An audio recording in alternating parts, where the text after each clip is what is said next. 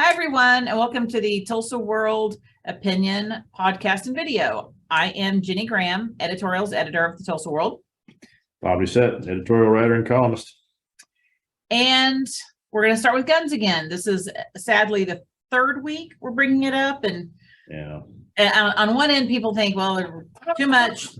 There are other issues, but this is still, after a mass shooting, we can't just go on after a week. So, we're getting a lot of feedback, but I'll tell you what's interesting is we're asking elected officials, what do you think? What do you think? And it is amazing the dance they do. It's like their feet are on fire not to answer any questions about how they feel about guns. Right. At most we hear, I support Second Amendment. Mm-hmm. I do too. I also support Second Amendment, but this isn't working. So it has been, and it's strictly the fear of political fallout, the fear of being, harassed by, basically I call them extremist, absolutist, extremist, absolutist, people who don't want to have like an actual conversation about how we can make our streets safer. So, and we have an op-ed this weekend that's interesting. It was Representative Monroe Nichols and the House Democratic Caucus, I think it is, they've come up with, a list of things that they're going to seek legislatively. Now, admittedly, it is a long shot because they're Democrats and there's only 2% of them. I mean, there's so few of them in our legislature that they know it's a long shot, but they're throwing it out there as a starting point. And and he writes about them. And the things he's writing about that they would like are things that are reasonable, that, if we can get some more people from the other side, the R side of things, to talk about it, it's raising the age to 21. It's creating some sort of waiting period. We even have a law in the books that we ban red flag laws. So we can't even address mental health related to firearms because we banned it. So they've got things like that they're talking about. And you also have a column that talks a little bit about guns and give the people a sneak peek. So usually when we have these discussions, these big discussions about, guns and gun control and the Second Amendment, it's normally within the construct of a mass shooting.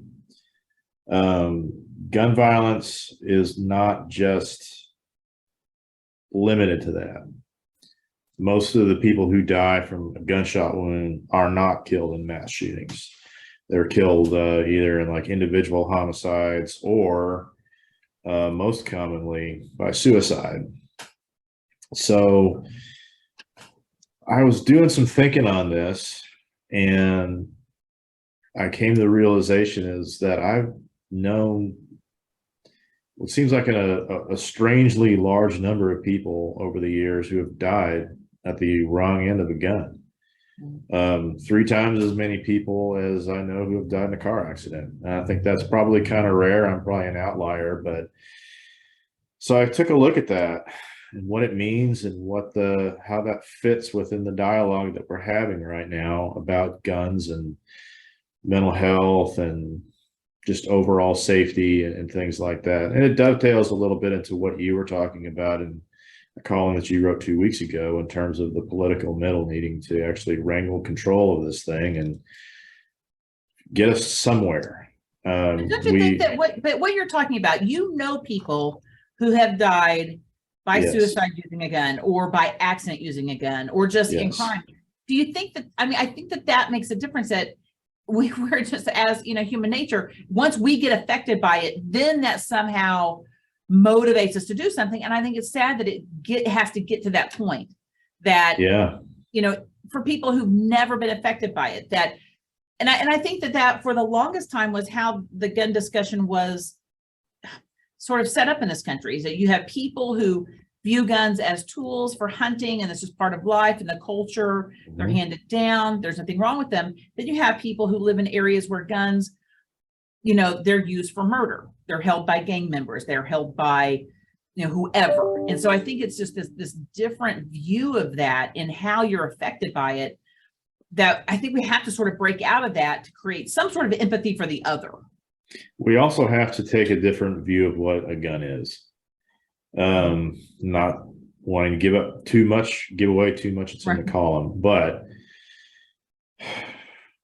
I think you got two very polar opposite views of what firearms are. One side sees them as very scary and bad, and we should have no guns around and things like that. And you got another side that I keep using the Excalibur vision here, but it's something akin to that. And there's no way to find a solution with these two polar opposite sides, because one side sees them as the product of the devil, and the other one sees them as, you know, a gift from God or something like that, with all of the blessings therein. And it's like, no, guys, a gun is a tool, is a thing. It has a fairly singular purpose, and we need to treat it with the respect that we need to respect what it can do.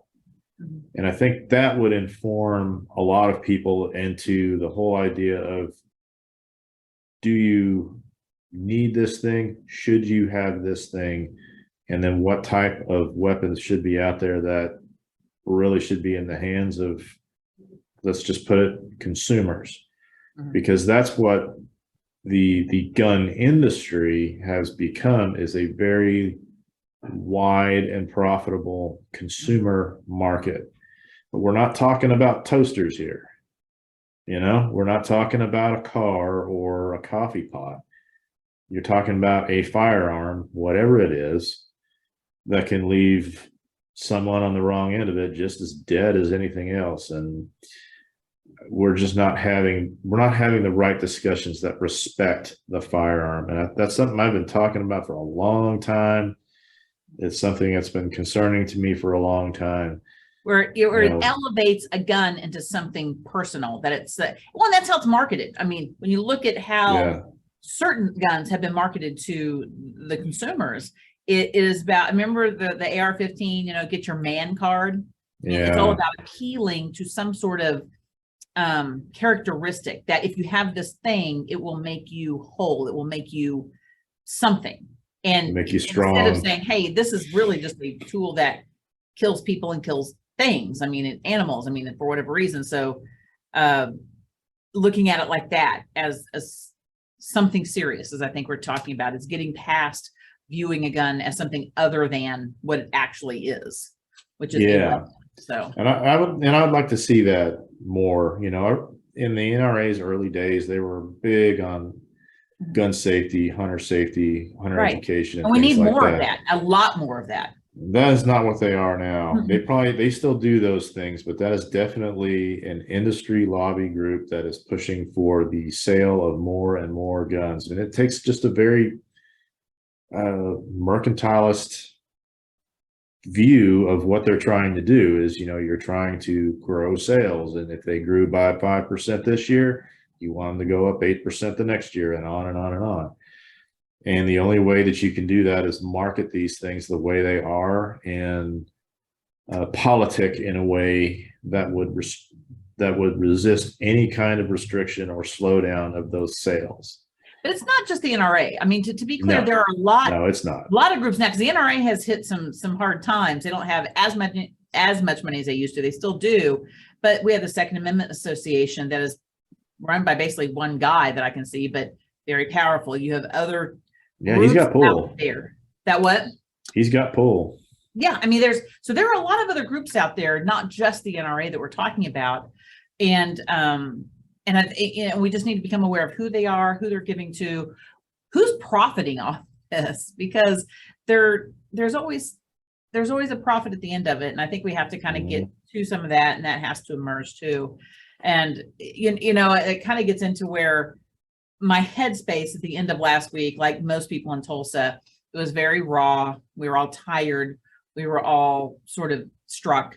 And I wrote my column based on, I mentioned this last week, I had gone to the Jewish Federation of Tulsa held an event. It was meant to be a celebratory event for the passage of Holocaust education in Oklahoma, that it's now part of the curriculum. And I wrote in the column that I did not want to go. It was Thursday, day after the mass shooting. Mhm.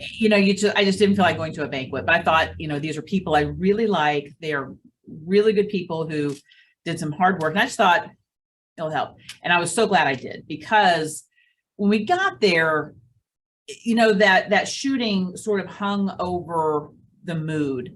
And so it was just, I don't know if it's ironic or just maybe interesting that, these are people that work around the issue of the Holocaust, of this trauma, this, massive thing. And their whole goal is to use that to inspire critical thinking skills in young people, to take the lessons of this tragedy to inspire a better tomorrow, that we can use these ideas to come up with solutions for divisive topics today. And, it's kind of strange to be at that event at that time. And, and I wrote about what some of the people said. Now they sort of brought it all home. But I just thought, such an emotional day. And I'm around people whose lives revolve around this very emotional topic. And I just thought, these are the experts on mass trauma. These are the experts. And I just walked away feeling a little more inspired. But I'll tell you what I really walked away from is that we can't be silent. I mean, if there's anything from the Holocaust that we learned is, if you're just a quiet bystander who believes strongly, but you're keeping it to yourself because fill in the blank, then you're not helping that problem. You're going to contribute. Things are going to get worse. If you don't stand up to the bully on the block, then that bully is just going to end up turning on you at some point. So, and you're seeing this with politics, that within the Republican Party, we started seeing this with the school board elections, where some of the conservative extremists started really turning on people within their own Republican Party.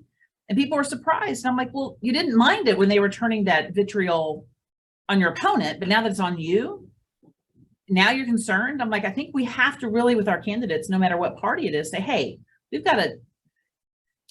we're not going to put up with certain types of behavior anymore, and we're going to have to speak up. So in the end, I was glad I went to this, and I'm really thankful that we have people who are at like the Jewish Federation of Tulsa who push these issues. So and the Holocaust education itself being part of the curriculum is a good idea.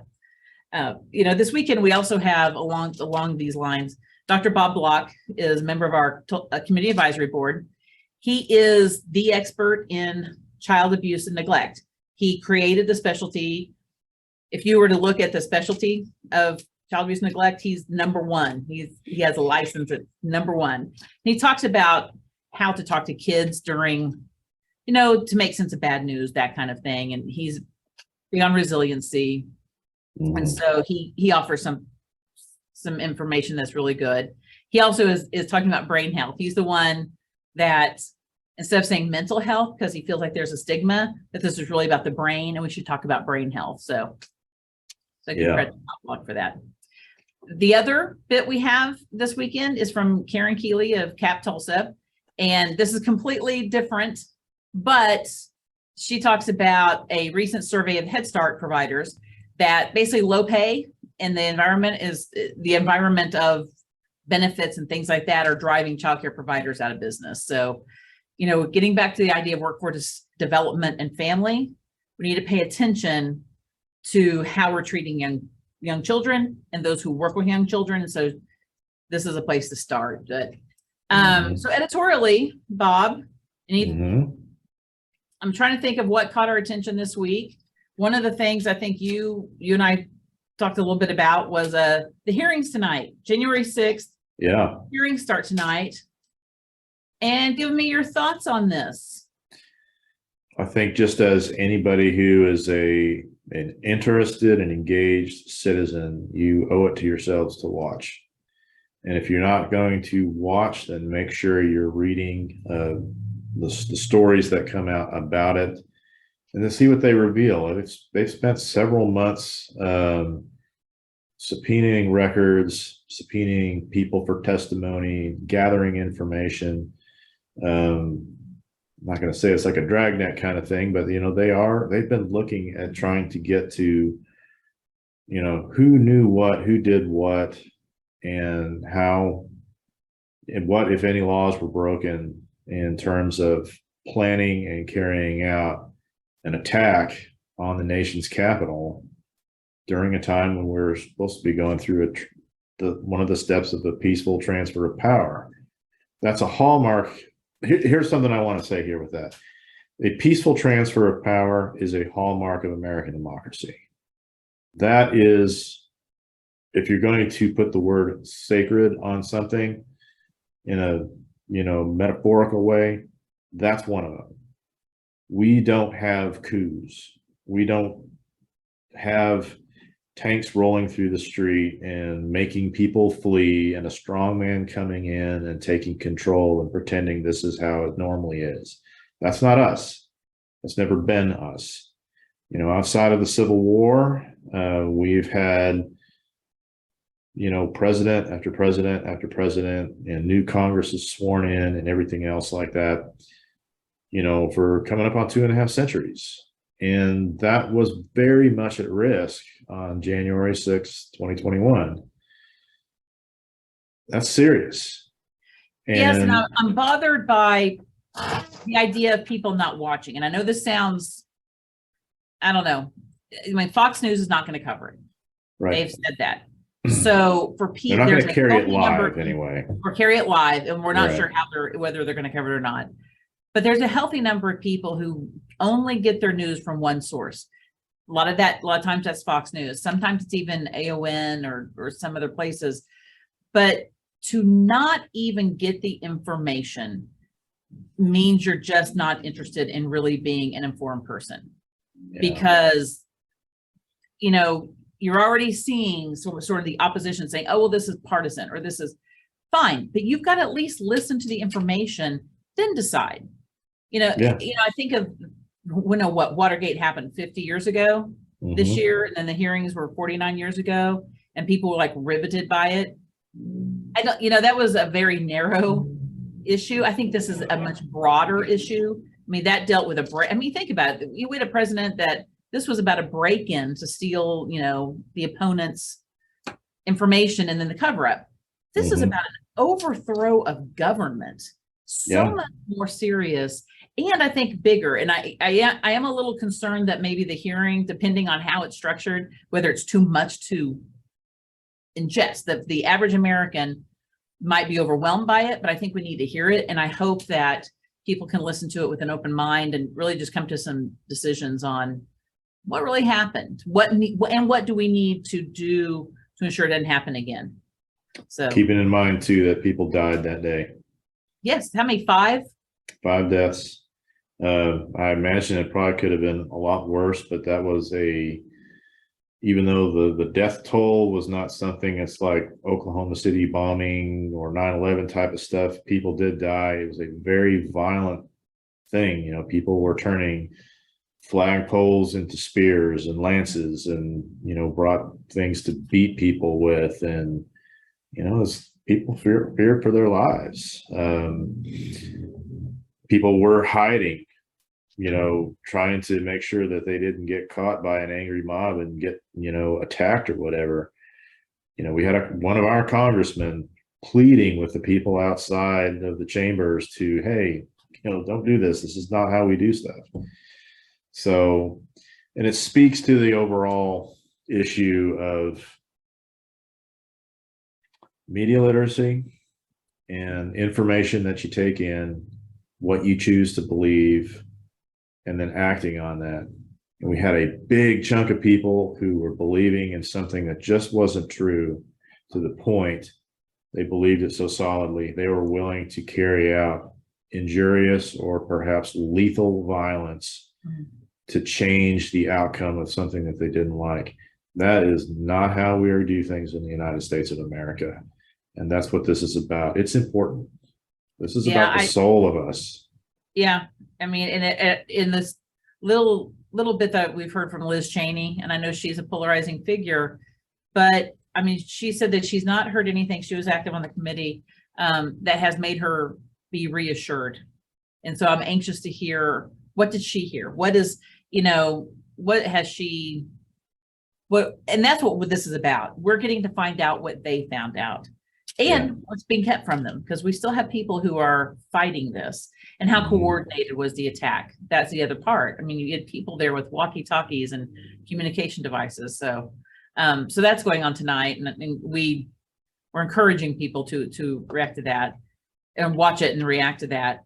But then we also, the other editorial we have this week is McGirt. Again, the ongoing post McGirt stories. And for people who don't know, McGirt was a U.S. Supreme Court decision 2 years ago that reaffirmed sovereignty of 6 tribal nations within Oklahoma.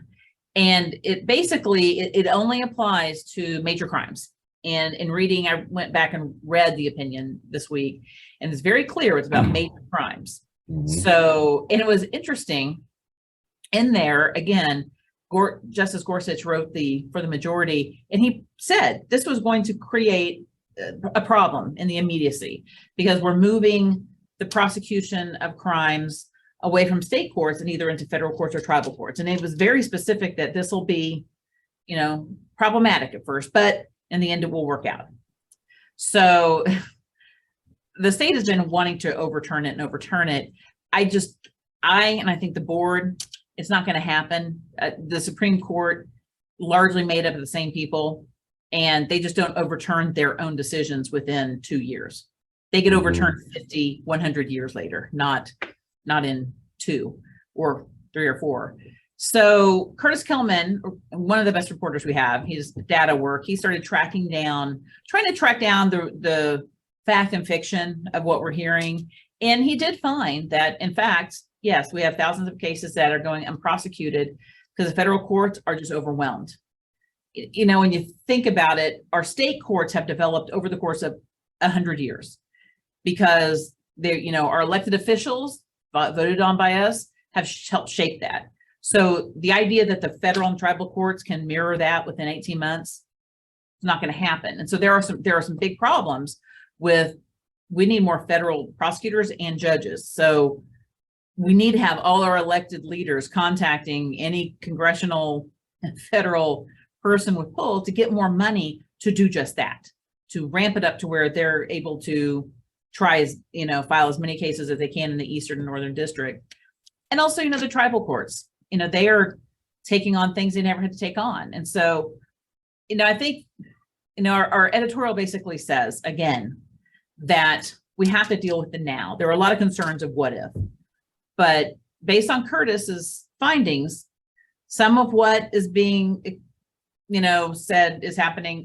Some is a little not, we don't have evidence for certain allegations being said, but at this point, we just need to figure out ways to bolster these systems. So where can we have resources, whether it's sharing open records, online searches, whether it's, cross deputizations. We need to find these agreements, because if we're just relying on the court to overturn itself, it's just a gamble. I mean, we can't act on that, but what can we do as state, local governments do to help? So, was there something in Curtis? It was a two-day stories. I mean, was there anything in Curtis's stories that stood out to you as far as repositioning how you look at McGirt, or how it confirmed? It confirmed what I thought was going to happen after McGirt. My thinking was, okay, you're going to be pulling out a large number of cases from the state district courts. They got to go somewhere. They got to go to the tribal courts or the federal courts. None of those places had anticipated this. None of them were ready for it. And ramping up to get ready for it means you're in a transition period where things are going to be rocky. Well, guess what? It's been rocky. We know that. So the realist in me says, well, let's take that back 1 second. The idealist of the people who wish things could go back to what they were pre-McGirt says we're going to dig in the heels, resist, and try to find our way to overturn this so we can just go back to the way it was. The realist in me says you better plan for a contingency, because the longer you draw this out, the more of the problems that you're harping at and talking about are going to continue. And they're going to worsen. That's possible. That's very possible that they could worsen. So you might be thinking that, oh, we're just trying to win this and we think we can win this and blah, blah, blah. But there's a good chance you won't. Let's just be realistic. Just like you said, the court's probably not going to reverse itself after just a 2-year thing. And they've got good reasons not to reverse themselves, because where you might have been acting hunky-dory thinking things were one way, the reality is, by the law, those reservations were not disestablished. That does mean something. So unless that congressional action happens, and it won't, there's nobody in Congress has a stomach for that, and you got to get ready to do the things to make things work now. And it's just like you said, it's either you got basically two paths, right? You beef up tribal courts and federal courts to handle this caseload, or, and this is not novel thinking here, you cross deputize and you get everybody working together again. That could actually get you closer to an operating procedure that is very similar to pre-McGirt, while also giving the tribes what they have a right to. Recognizing their sovereignty, because Exactly. the federal courts have consistently said they're sovereign. It's in the Constitution even. They're sovereign nations. So, we have to approach it like that. The state has to approach it like that. And we're just, again, encouraging, we're trying to Curtis is putting out, fact and fiction. And yes, they're absolute trouble. So in light of that, my question then is, okay, what are you going to do about it? And the answer just seems to be, we're just going to fight it in court. I'm like, well, then the public has no real say in that. Yeah. Because the judges are going to act as the judges act. Now, if there were things like compacting, cross-deputization agreements on the table, things that we can actually help shape and mold and are, have a say in, well, that's one thing. So, again, we're editorially just saying, we're recognizing, there are problems, just like we expected, just like the justices expected. So now we just need to start finding the solutions. And I think that's going to have to come from, people just sitting down at the table and coming up with something. So exactly right. Along with, and we'll kind of end it on this, I guess, but along with watching this January 6 hearings, I want to say to anyone who's not watching OU softball right now, you are missing out. Have you been watching the OU softball team? I didn't think any team. You've been out running or something, haven't you? Well, here's what I'm going to say with this. I didn't think it was possible to see a more dominant performance in softball than what we watched last year when they scored to the title. This was incredible. I'm telling you, I'm not like a huge, softball watching person or sports watching person in general. Every time I turn on a game with the OU women, I cannot look away. It is incredible. So I watched last night's game. What was it, like 4 home runs? My sister went to one game and she goes, I saw 2 grand slams. Who sees 2 grand slams in a single game for anything? It's not normal. It's not normal for collegiate softball. These games are usually like 2-1 or 1-0.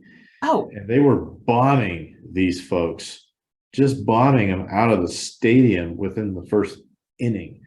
That's what I'm saying. Last year they were dominant. I didn't think you could see anything quite like that. And then this season it's like, oh no, we've got more. It's just getting worse for the other teams. And Oklahoma is hats off to Patty Gasso jersey. I can't find one.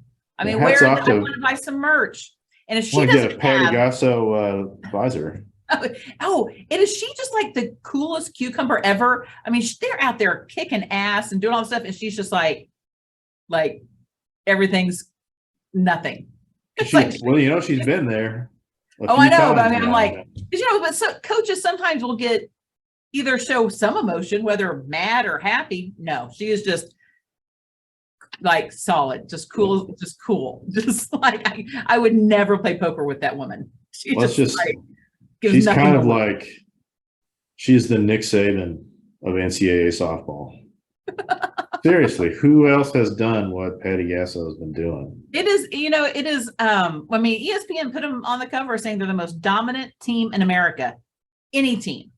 because they're just that good. And, I just think of all the was it NIL, the licensing stuff. I'm like, if these girls don't have as much licensing stuff as the OU football team, then there's a huge problem here, because these women go on, ladies. fun to watch.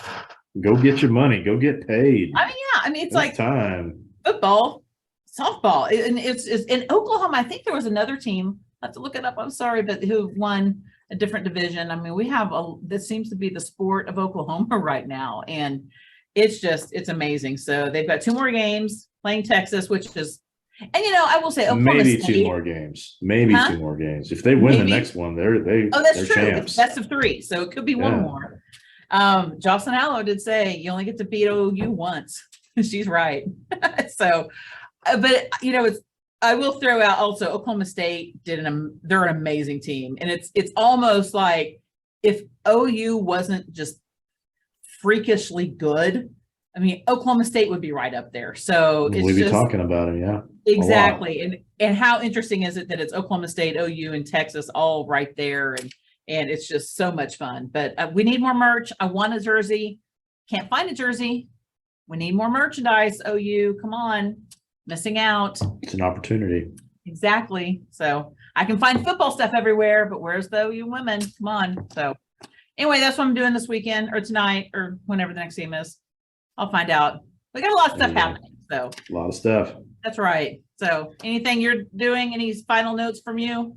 Oh gosh, man, just getting ready for the heat, trying to keep the drinks cold, and just mellowing out and having a good time, and then waiting for the next big thing to happen, I suppose, whatever that is. Okay, well, I'm coming over to your house. If there's cold drinks in your backyard on a hot day, that's where I'm at. Yeah, you better watch out right now. The place is it's in transition. I'll just say that. Yeah, well, yeah. All right. Well, until next week, everyone. We'll check you then. See Bye. ya.